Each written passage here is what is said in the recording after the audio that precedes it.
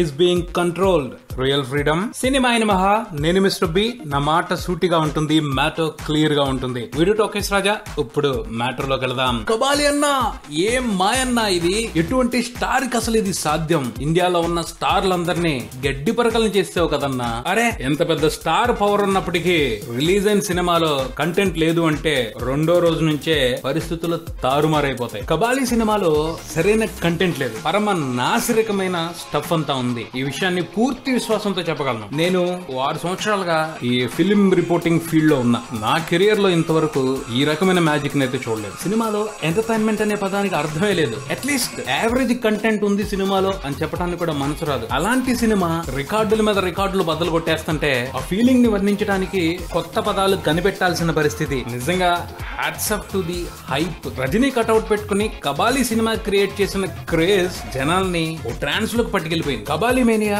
General movie lovers మీద ఎంతటి ప్రభావం చూపించింది అంటే నాకే బోల్డంత ఆశ్చర్యం వేసేసింది. విడుదలైన రోజు నుంచి చాలా మంది సినిమా ఎలా ఉంది అని అడుగుతా వచ్చారు. అసలేం బాగాలేదు, ఊహించినట్లేదు, కర్మ బోరింగ్ గా ఉంది అని చెప్పుకుంటూ వచ్చారు. రెగ్యులర్ గా బాలేదని చెప్తే లైట్ తీసుకునే వాళ్ళు ఎక్కువ మంది ఉండేవాళ్ళు. కానీ ఈ సినిమా విషయానికి వచ్చేప్పటికి చాలా మంది నన్ను లైట్ తీసుకున్నారు. వాళ్ళలో చాలా మంది నా క్లోజ్ ఫ్రెండ్స్. ఎప్పుడు నా ఒపీనియన్ వాళ్ళు రెస్పెక్ట్ చేస్తారు. అలాంటి వాళ్లే ఈ సినిమా విషయంగా నా ఒపీనియన్ ని పక్కన పెట్టారు. ఆశ్చర్యం వేసింది. ఎవరి కాళ్ళుగా థియేటర్ కి వెళ్లి చూసి ఆ ఎక్స్పీరియన్స్ ని టేస్ట్ చేసి వచ్చి నిజమే అసలేం బాలేదు, మరి ఇంతలా డిసప్పాయింట్ చేశాడేంటి రజనీ అని మాట్లాడుతున్నారు. నాకు దగ్గరగా ఉన్నాళ్ళనే కాదు, ఆల్మోస్ట్ కబాలి మేనియాలో ఉన్న ఆడియన్స్ అందరి పరిస్థితి దాదాపు ఇదే అని నా అభిప్రాయం. కబాలి క్రేజ్ యావత్ భారతదేశాన్ని ఎంతలా కుదిపేసింది అంటే సినిమాని ఒక్కసారైనా తప్పకుండా చూడాలి అని తపన పడ్డోళ్లు కోట్లలో ఉన్నారు. ఆ తపన బ్యాడ్ రివ్యూస్ ని పట్టించుకోనివ్వలేదు, సినిమాని చూడకుండా ఉండనివ్వలేదు. కేవలం రజనీకాంత్ ఫ్యాన్స్ మాత్రమే చూస్తే ఈ రకమైన కలెక్షన్స్ వచ్చే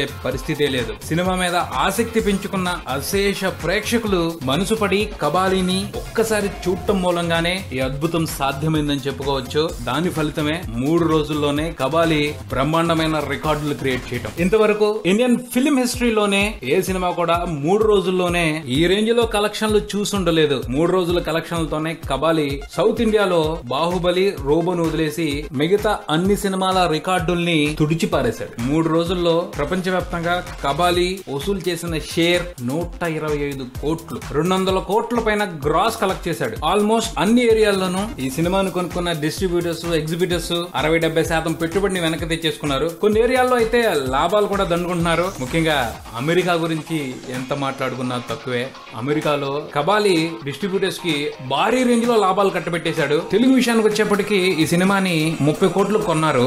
3 రోజులు అయ్యేప్పటికే 18 కోట్ల షేర్ కనపడుతుంది. నైజాంలోనే ఈ సినిమా ఆల్మోస్ట్ 11 కోట్ల గ్రాస్ వసూలు చేసిందని లెక్కలు చెప్తున్నాయి. అలానే తమిళనాడులో 30 కోట్లు, కర్ణాటకలో 8 కోట్లు, వెస్ట్ ఆఫ్ ఇండియా 10 కోట్లు, ఇలా ఎక్కడ వదిలిపెట్టలేదు. ప్రతి చోట కూడా కబాలి బీభత్సాన్ని సృష్టించాడు కలెక్షన్ రూపంలో. నిజంగా ఇది ఓ బీభత్సమైన విడ్డూరమే. వరస్ట్ కంటెంట్ తోనే ఈ రకమైన రికార్డులు క్రియేట్ అవుతున్నాయి అంటే నిజంగా సినిమాలో కంటెంట్ కరెక్ట్ గా ఉన్నట్టయితే కబాలి 1000 కోట్ల సినిమా అయ్యేదేమో. మరో బులెటిన్తో మళ్ళీ కలుద్దాం. Subscribe and keep watching Maruti talkies. For me Mister B and talkies Raja.